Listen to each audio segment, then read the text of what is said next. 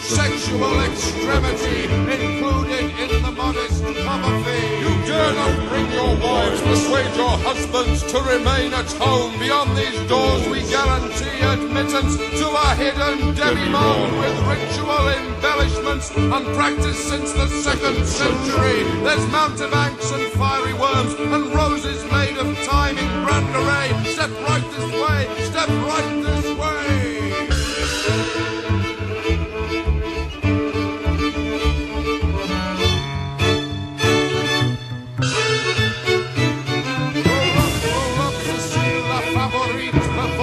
Celebrating dance that lately scandalized the Orient, removing first her clothing, then her body, to a musical accompaniment provided by Chris Rosencrantz and his Atlantis Playboy. This is one you must not miss. Tell all your friends, tell all your enemies, tell all the people that you do not know. The Moon and Serpent Grand Egyptian Theatre of Marvels, open now for your inspection. Step right up and see the show.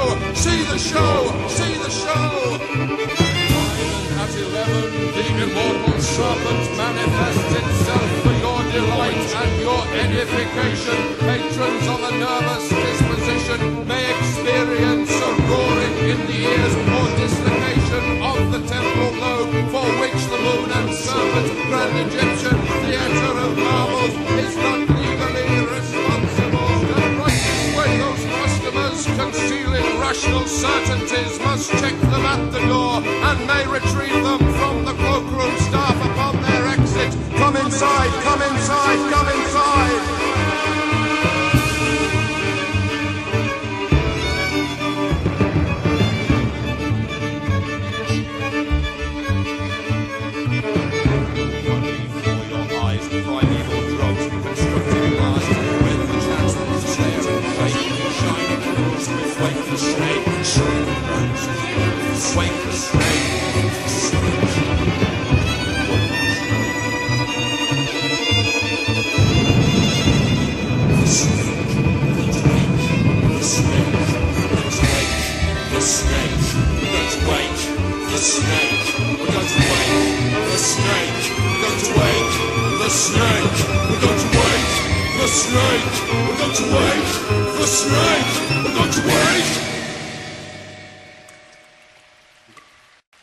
Hallucinated rain in a mirage of gutter, conjured by its sound, the summer downpour frying in the puddles rinsed between the teeth of drains. This insubstantial torrent sluicing a cholesterol of styrofoam and dog end from the city's dead grey veins. A phantom, speculated city somewhere else that had its night voice netted once, then chloroformed, pinned to a specimen board of magnetic tape, revived to flutter weakly here tonight.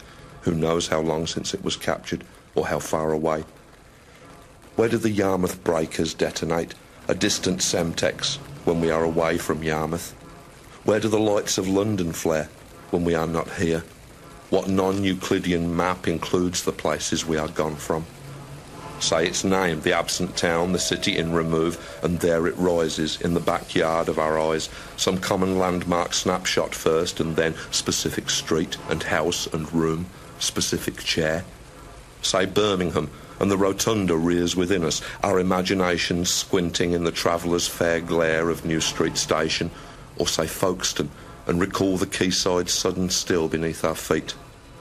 These are the towns of light, built from remembered brick, conjectured beam, that stand in Hilbert space, a plane of concept and idea where thought is form, where the recalled smell of fresh paint upon forgotten stairs is an event in place and time. These detailed, weightless urban sprawls we carry in our fragile skull that teem with reminiscent traffics, populous with bias, opinion, rumour, legend, lie. Locations we shall never visit that yet have their hearsay substance in our lives and so are never far from us.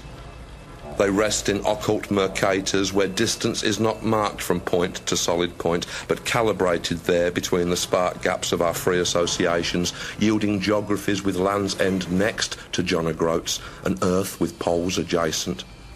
Continent, nation, mapped outside of matter, state of mind, metropolis erected out of nothing, only metaphor, and ringed with slums of dream. Mnemonic highways made from smears of field glimpsed once through glass at speed, or from the jaundiced strobe of gone-by sodium lamps, hot amber necklace on the night's bare throat, monoxide dabbed upon her pulse points.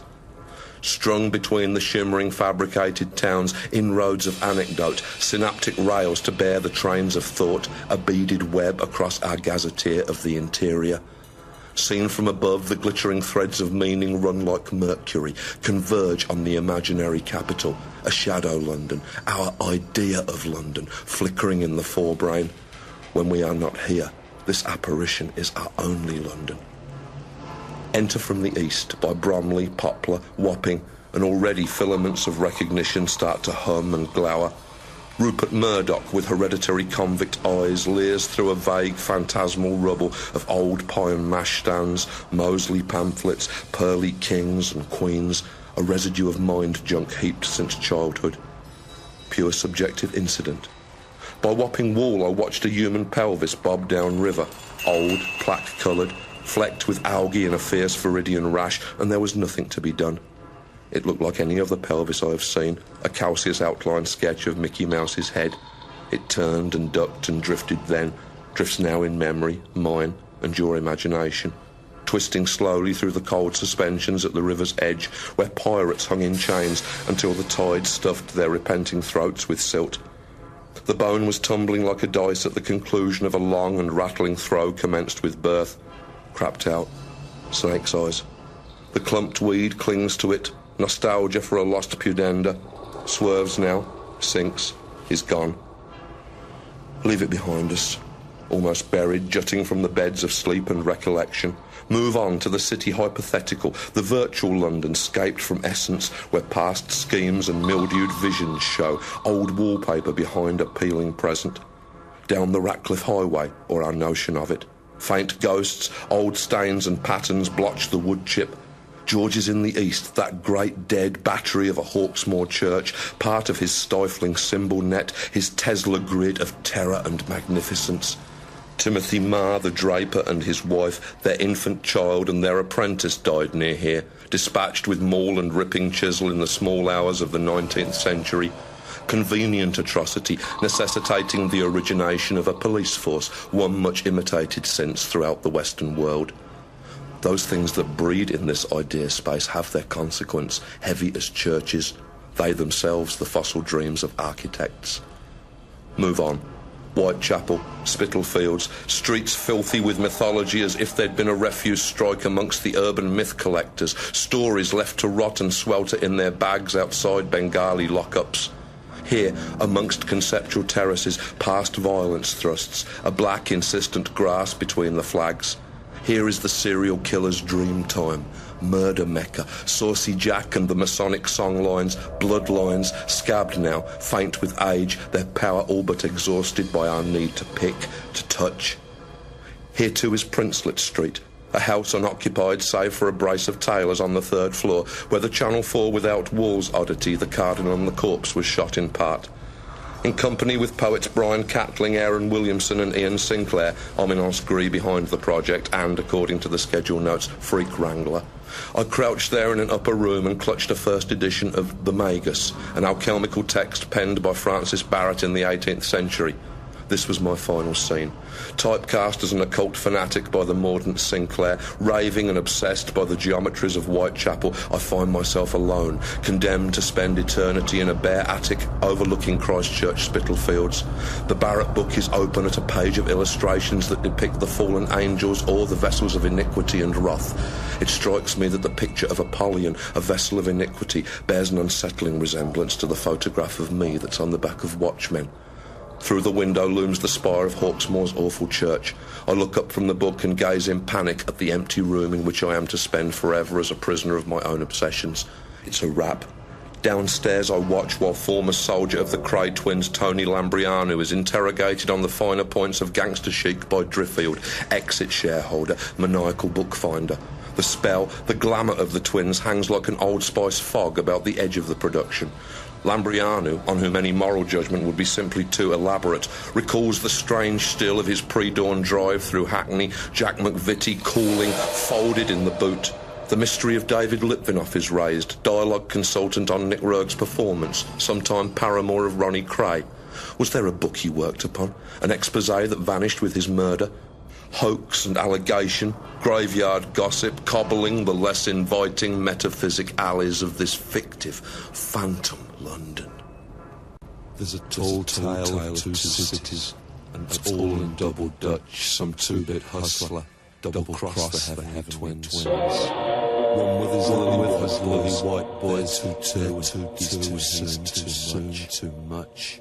The other brother would have doubled up for just two pins. The deuce is wild, the jack was iced on the decked to the old 1-2. When he threw snake's eyes, they were holding down Cazenove Road, where first offenders find the second Bobby's bicycle, to Bobby's bicycle, towards New Scotland Yard.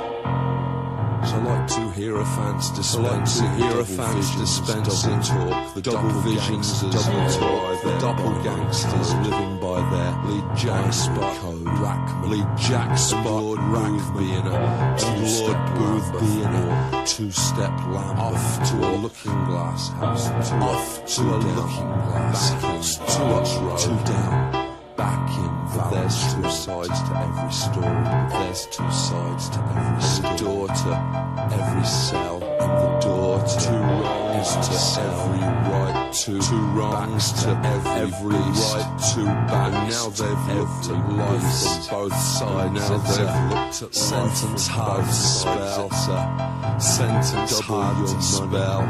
In the city, double your money, think twice. In the city, you better think twice. The muscle is bunched in the car, muscle is bunched in opposite corners, injustice matters of grief, but it matters of bodily harm, and their life peas on the sides of the double. As law condemns larceny, kettles called pots, much better than one, their crop number 2 heads. In the blind beggar, someone receives a black spot. They say 2 can keep secrets if one of them's dead. The pillars underneath the Hendon flyover maintain their discreet, stoic silence. We pass on, down back streets of the mind towards the symbol city's immaterial heart, along Commercial Street, through Bishopsgate, Cornhill and Cheapside to St Paul's. This is the hub.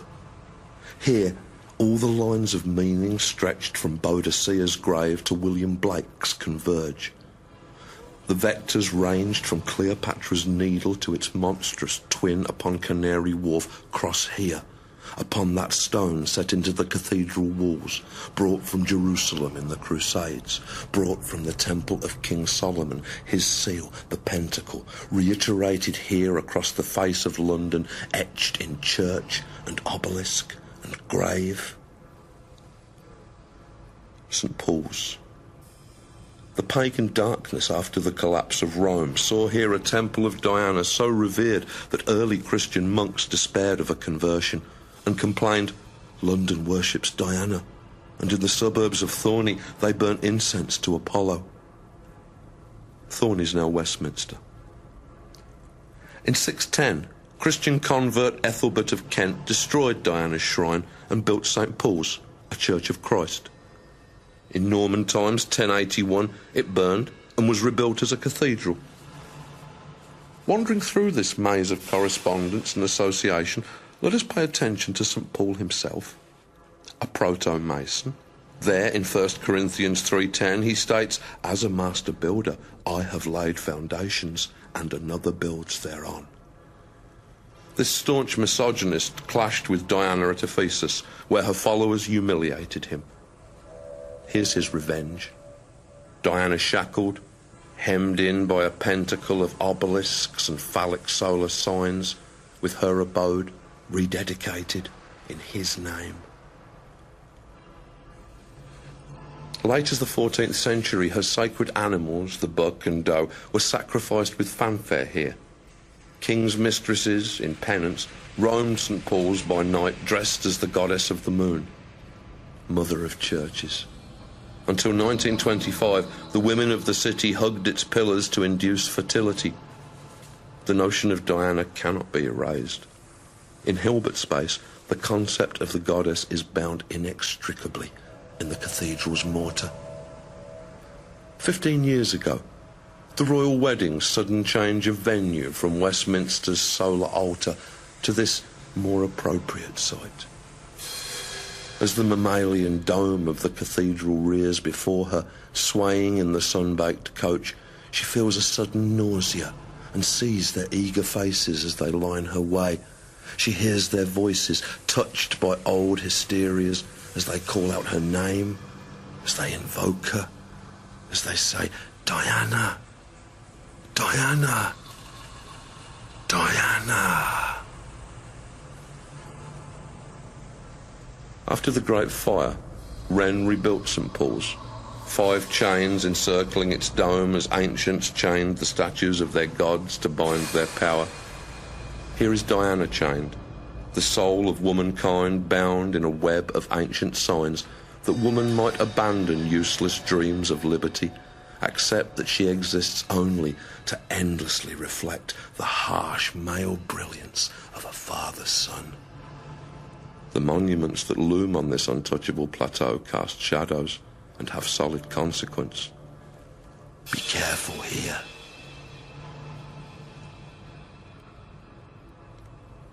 It is the merest mental stroll, a single step through this projected landscape, to a reconstructed Fleet Street, an inferno smouldering beyond those sooted panes.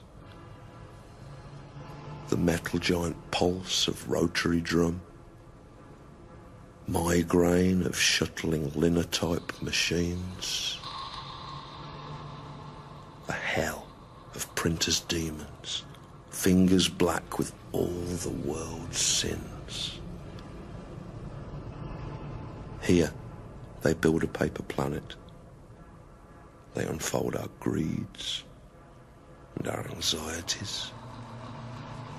They tell us when to cry and how to vote and who to think of when we masturbate.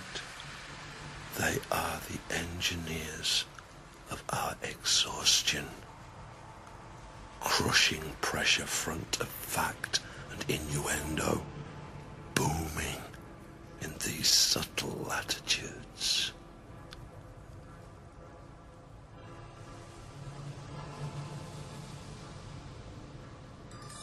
And so to Bride Lane, the etheric Bride Lane overlaid in an elusive gel upon the current brickwork. Bride Lane bleeding into history and fable through the wrought gates of St. Bride's, the printer's church. In 1864, young Mary Walker, aged 19, was wed to printer William Nichols here. She had 5 children by him: Edward, Percy, Alice, Henry and Eliza. William left her for the midwife who assisted with Eliza's birth, whereafter she began to drink, slipped into prostitution, and in August 1888 was taken to Bucks Row and cut to pieces by a faceless and chthonic force, first victim in the Ripper Cannon. At the old Montague Street morgue, William Nichols generously forgave his wife for all that she had done to him. Next door to the imagined church is the morphogenetic echo of the building we inhabit, the St. Bride Foundation Institute and Library, which, like every edifice in this psychosomatic realm, has its intuited dimension. All the rooms we are not in, the closed doors passed upon arrival. Though remote from us, these secret spaces flare, exposed upon the brain's emulsion. Rumoured cellars, ankle-deep with water when the buried river fleets in flood. Locked mausoleum drawers of type, the coffined vowels, protracted screams in sans serif, italic sighs. The raised face of each character briefly perceived beneath illusory fingertips. Even this present chamber, real and tangible to us, has its suggested twin, century-old splash and echo of those driven young Victorian men in postcard bathing suits, the self-absorbed intensity of every length, a filigree of snot on each joke shop moustache. Inflamed by the composing into blocks of some obscurely racy classic text, they seek the cold plunge, sublimate in the delights of Sparta. If this room is mirrored in idea space, what of we, the people in it? Are we not as much composed from figment and belief as this construction, as this street, this city? With our personal mythologies and our impostures, with our pasts which truly are the mass and matter of us, yet have no continuing existence save in memory and mind. Inside this haunted auditorium, a numinous crowd, shifting, restless in their seats. These magic lantern shadows that we cast, the isolated cones of night light that we know as self. Continuous mutter in the centre of us, monologues we have mistaken for the world. Could we go further in, past all idea of place and the reflections place is making us? In our conjectures, might we breach that private night to which we designate the letter I? Move into our collective skull, this firmament of bone with the topographies of our awareness ranged beneath. Stay close together. These are stairways beyond substance. Things get slippery here, beyond the wavering flame of our attention. Only dark.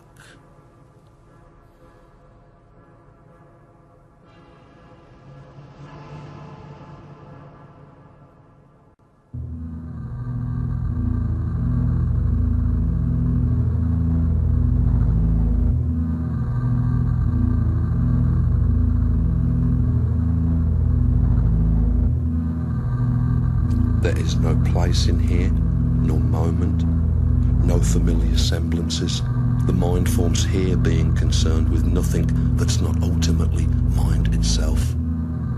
The shapes here have no correspondence in the formal world. They are the shape of Yevtushenko's poems, Chopin's etudes, Gödel's math. Here, in these incoherent oceans of unmoulded possibility, systems of thought provide the only landmass. Theory and belief are all we have to walk upon, where language is a shell-swept beach, where algebra's an endless, ghostly boulevard.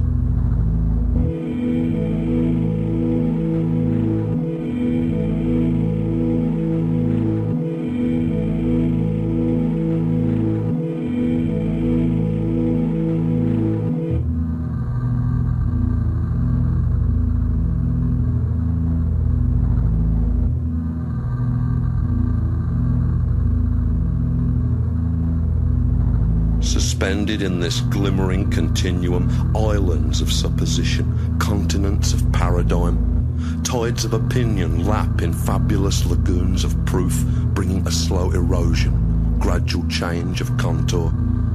Here, the shifts in understanding are tectonic, diastrophic rumbles in the core, volcanoes of renaissance threatening to spit their heat and gold, to cover all the world with their bright, dangerous precipitations, smuts of change and novelty unrinsable, born on the jet streams of cold inspiration.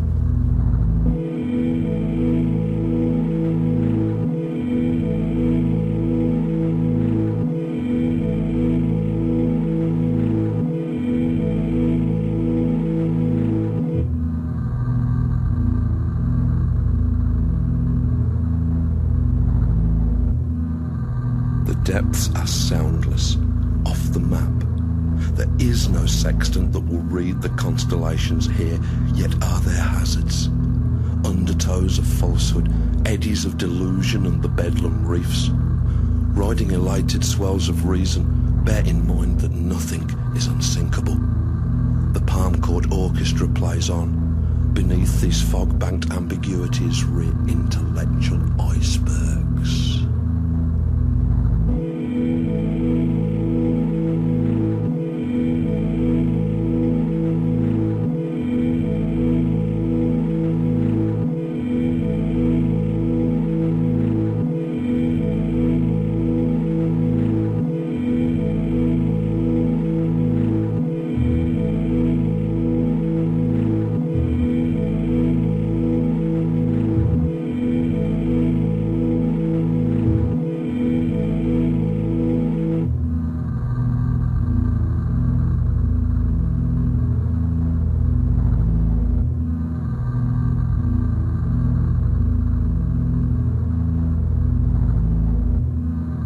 No paranoid Magellan named these straits, autistic Heyerdahl or Thorazine Cabot. The toothpick scums of shattered coracle and surfs of splinter stitch the white caps to these slick grey shores, with here and there the footprint of some prior explorer, inmate or philosopher. Beyond a ribboned shingle of assumption, shifting dunes of creed, there is the scorched air whiff of a synaptic ozone, spindrift gusted from cerebrospinal tropics. Underfoot, a tide-line litter of rejected notions, worm-shot timbers from wrecked ideologies, discredited beliefs. In Reason's rock pools, see a ferning coral of dead fairies.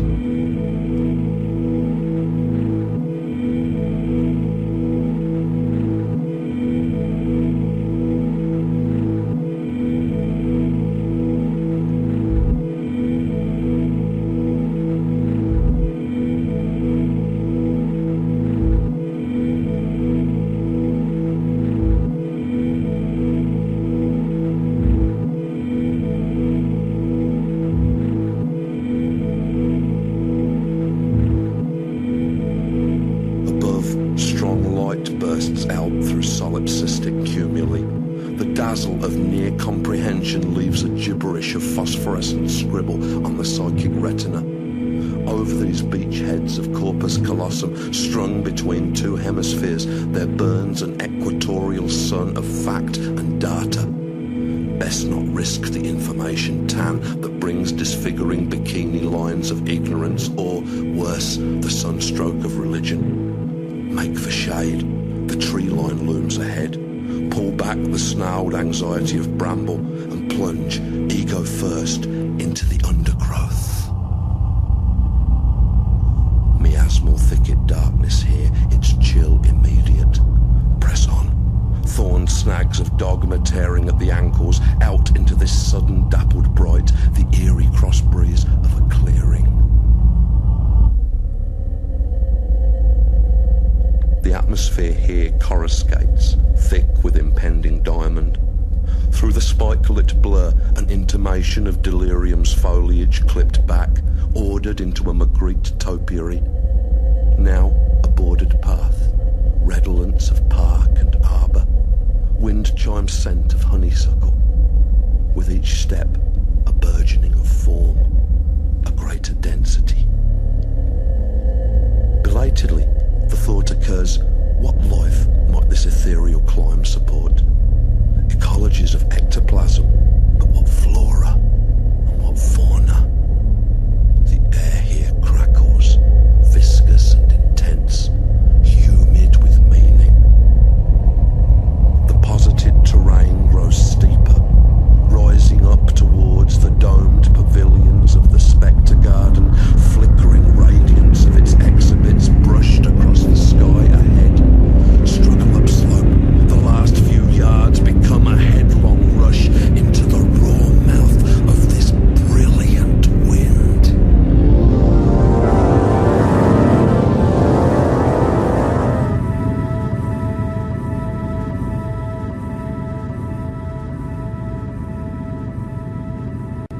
The Spectre Garden, neon-railed, surrounds us, its mind animals displayed.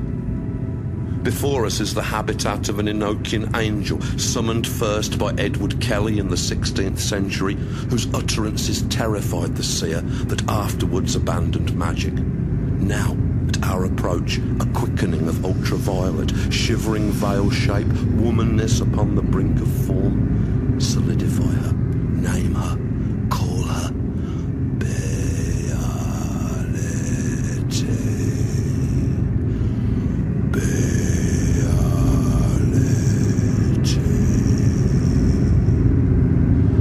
I am the daughter of fortitude, and ravished every hour of my youth.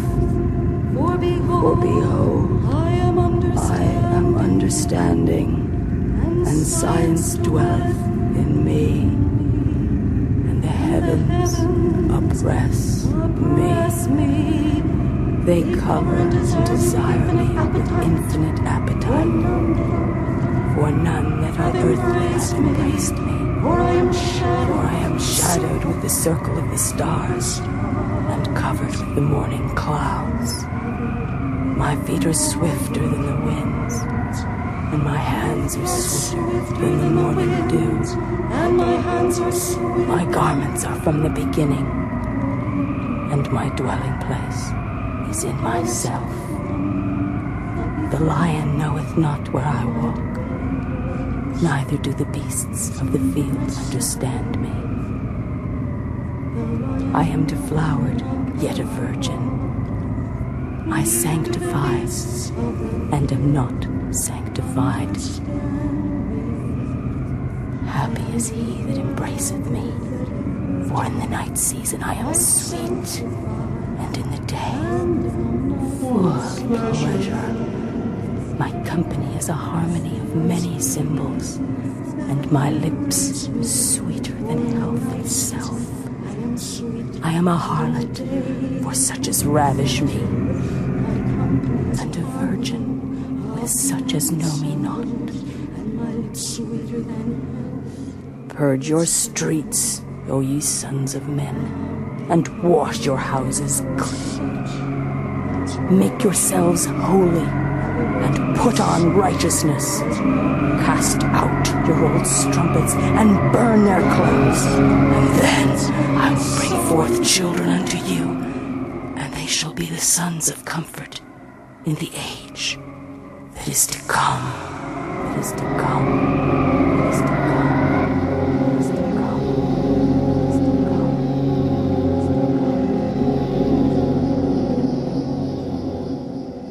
Behind, the fans of slatted light and feathered rays recede. The shock and tingle of her after-presence almost fire about the nerve ends. On, into this dream menagerie, amongst the spoor of visionary beasts. A track of jades and garnets, puddle deep, drags at our heels like estuary sand. Ahead, a haunted maze of glass, where is the demon regent called Asmodeus, charisma without subject, who, in antique Persia, loved a princess, slew her 7 suitors on their wedding night in jealousy, was banished into Egypt. Strange attractor ripples in the forebrain as we near.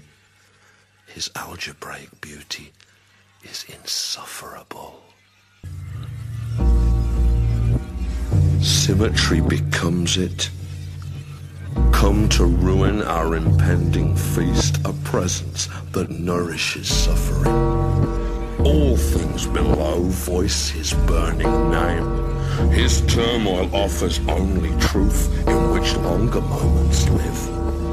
Let consciousness recapture the flicker it saw then. Torture continuity of thought now until that mind evaporates. Lust after shadows in us. Rend that lace of promises broken and white lies. Regard our love of wreckage, the way our heads thunder, approaching that warning pulse and temple of throbbing light that is Asmodeus. Asmodeus is that light throbbing of temple and pulse, warning that approaching thunder heads our way. The wreckage of love, our regard lies white and broken. Promises of lace that rend us in shadow after lust evaporates. Mind that until now thought of continuity, our torch then saw it flicker. The recapture, consciousness let live moments longer, which in truth only offers turmoil. His name burning, his voice below things. All suffering nourishes that presence. A feast impending, our ruin to come. It becomes symmetry. Beyond the shuddering Rorschach, the magnetic walls of Hell's 9th Duke, Our cinder path of precious stones gives way to fine blonde sand, the demon chill to dry and desiccated warmth.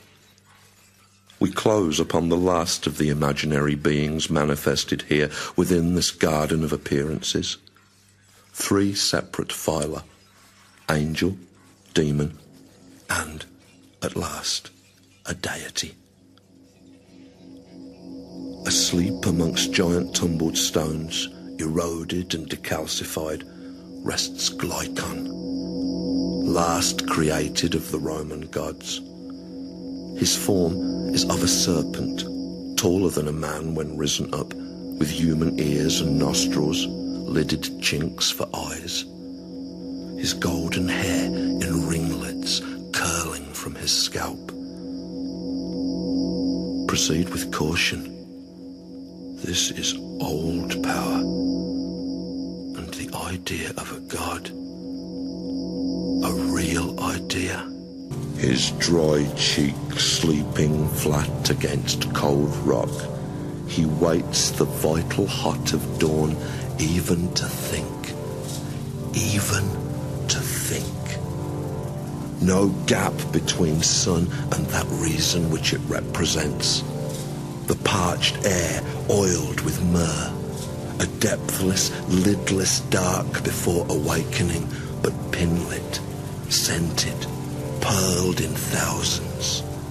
Naked brainstem, arid spine of lightning, fossil stripes the white dunes outside time. His belly filled with understanding, jewel and poison. Call him, saying sweet one, saying master. Call him father of the garden, shivered warmth of scale half felt inside us. Whispering brush and slither wind the cortex. Fixed eye mad and needle sparked with figment. Flickering kiss and hair of sticky gold, it rears against the roar of noon, and knows with slitted gaze.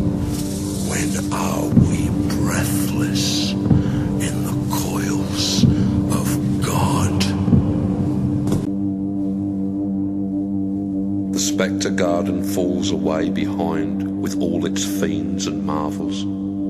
Should we glance back, it's no longer there, has never been there, leaving nothing, only forward into tundra absolute, that final wasteland risen to surround us now. Hyperborea of the mind, air chill and thin as silk. These are the far extremities of thought, moraine of Einstein, treacherous crevasse of quantum theory, semiotic blizzard. There are precipices, fearful and spectacular, the edge best come to slowly, one step at a time. Here is a foothold carved by Heisenberg, whose work suggested that events upon a quantum scale are altered by the act of observation. From here, a few precarious steps along the glassy ledges of hypothesis are needed. Since upon a quantum level, time and space present no obstacle, it does not matter that the miniature event observed be distant from us or remote in time. If we observe it, we affect it, trap it in our models, lend it substance and parameter with systems of taxonomy and measurement, though it occurred in our most distant past. Stand still. Don't risk another pace. The cliff face of the deep anthropic principle plummets beneath us, sheer and awful. It suggests that since the Big Bang was, in its initial stages, very small indeed, with all our universe compacted to a single quantum point of heat and density near infinite. And since we now observe that first explosion, tracking its faint whispered echoes with our radio telescopes, then, by observing, we affect the universe's birth, coherence of origination borrows information from its future, shapes initial start conditions of the universe so to facilitate the ordering of matter into simple and then complex forms. The act of our primordial observation sets parameters of mass, of gravity and temperature that make the early genesis of galaxy and solar system possible, that ease the birth of planet, continent and life, that will evolve across millennia towards a state where it is competent to carry out such observations in the first place. In the last place, all existence lifted into being by its bootstraps, universe of vast self-referential thought, the idea of itself that brings itself about, ultimate magic act in time, and at the center of the cosmos there's a plaque, and on that plaque it says this: there is such a thing as a free lunch. Gaze down into the yawning chasm of this heresy, and it is bottomless, not called the deep anthropic principle for nothing. Take a step back. Come away. Retreat to safer footing, though in truth there's little ground that is secure within these territories, where human curiosity, a galloping erosion, gnaws away the a priori bedrock that we stand upon. Here, space-time is made solid, is become a Stephen Hawking egg with bang and crunch at either pole, coterminous and coexistent. Every moment that was, ever, or will ever be, suspended in this giant meta-instant, in this endless now. All distances, be they in space or time, are deemed by Einstein to be relative to the observer, so that in effect there is no distance, physical or chronological. And if we should be asked how many angels can be made to dance upon a pinhead, we must answer, all of us. In this place, every certainty of here and now dissolves. All objects, all realities seem to be made of atoms, which themselves are made from entities that are not wave or particle, but are best understood as abstract mathematical relationships, all being as an endless phantom field that has no temperature or colour, through which all the forms that we perceive from pulsars unto plankton drift, the insubstantial dreams of matter, floated there in silent nothing.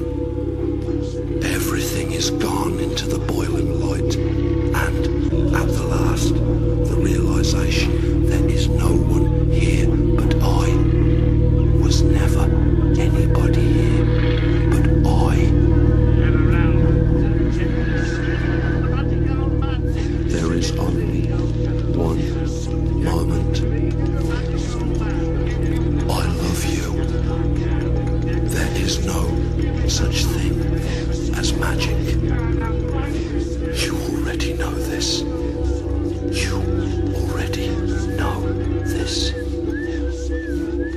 There is a room where you are being born in sudden bright and cold, the shock of breath, the horror of another's touch, and mother, mother, mother, like a crowned and burning heart of roses, awful, lovely in her nest of argent thorns. There is a room where you are dying, anesthetic whispers, shivering rippled light and faint approach of the unearthly, patternings of moment and event that radiate, that flower, that mandala out from that last moment, from that final clarity, that certainty. There is a room where you are fucking, wearing beast perfume and thinking in a hot cloud, strong and without sense. There is a room where you are old. There is a room where you are drunk. A room where you are crying, and a room in which you do the thing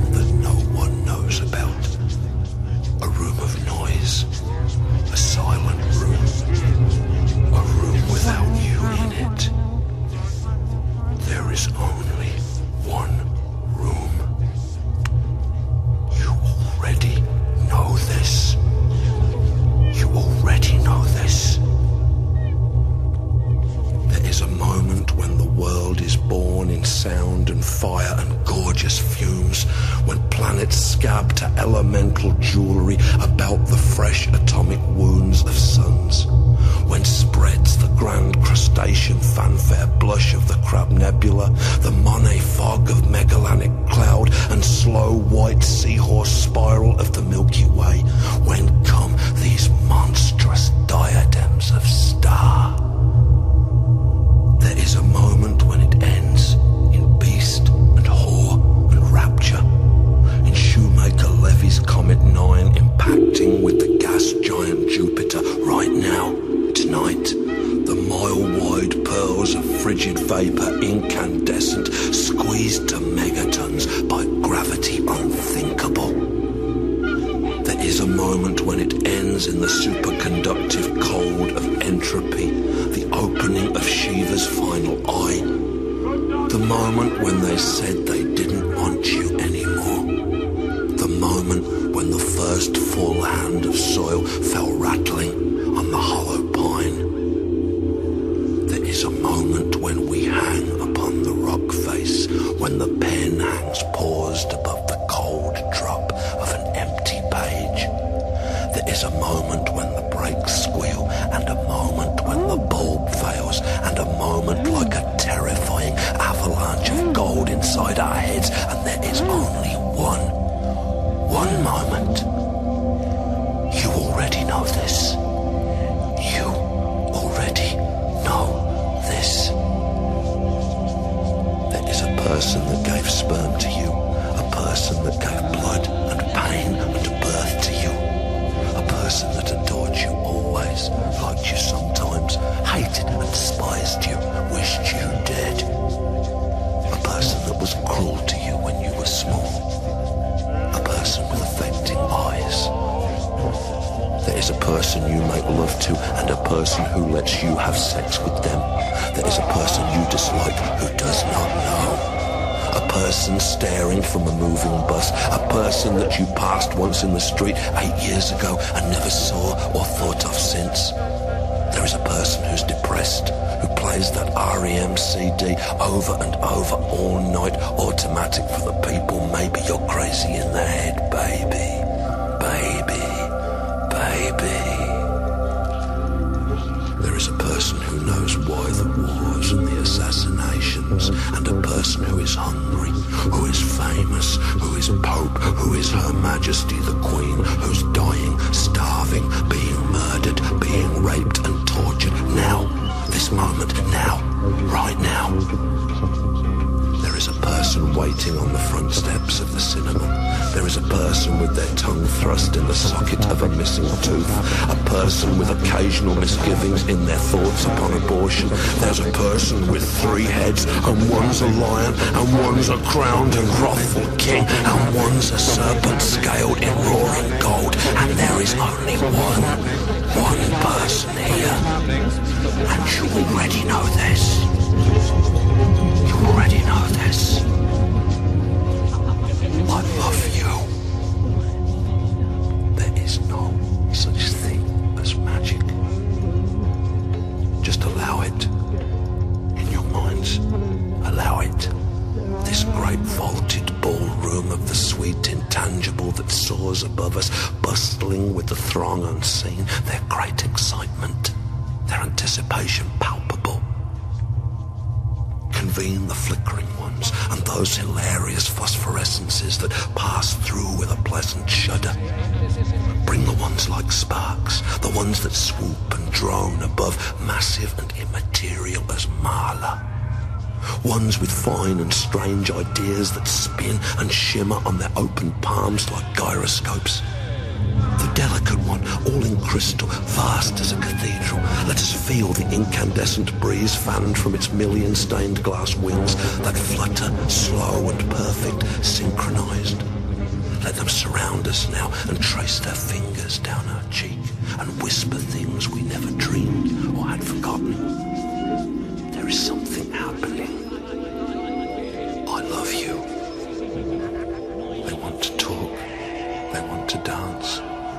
flare and shimmer in and out of being, throne and power and chimera, sylph and demiurge. The drunk, ecstatic laugh of naked giants swimming in the aviary trill and flutter of this splendid radiance. They soar, they bellow fierce with joy and sing sweet prilling scales of blue, of gold from throats like chandeliers, trace neon moth trajectories through idea space and hover in the cold, true glow of an imagined firmament. Here, in the still eye of this glamour, in this roaring white of now, let us perceive the moment's winged, burnished soul, and read the pure and voiceless name that's written there in strange barbaric characters we know with other eyes, and it is beautiful, and it is frightening.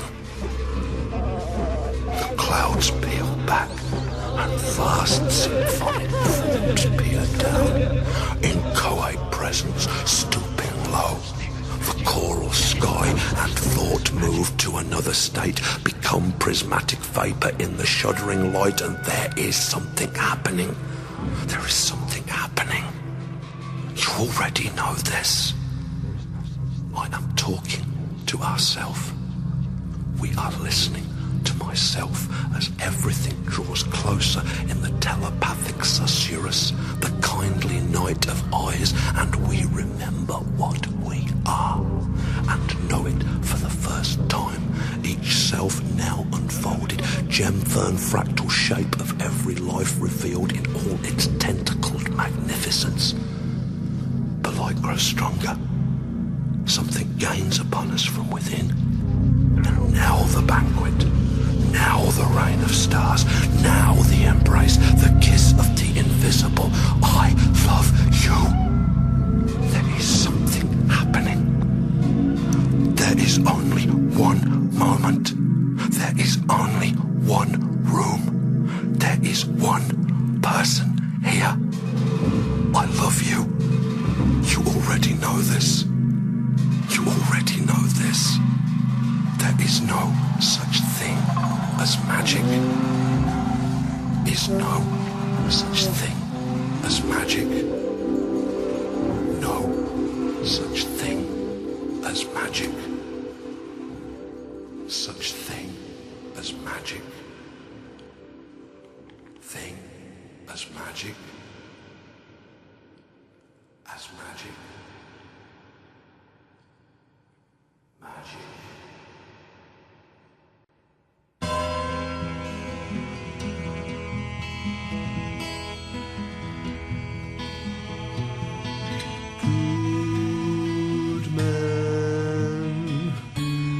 Gentle wives, set down your kettle tonight. Wake up from your lives. Behold a town of light.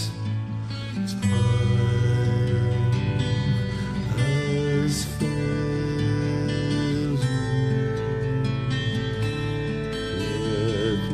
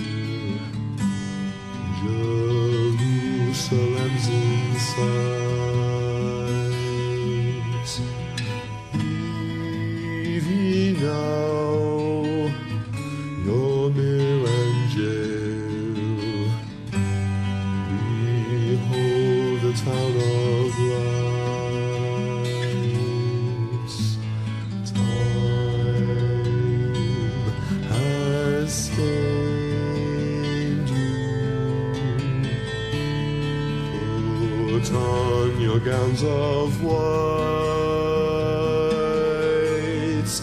There are angels in you fields again. Rise through the lanes. Behold the town of light.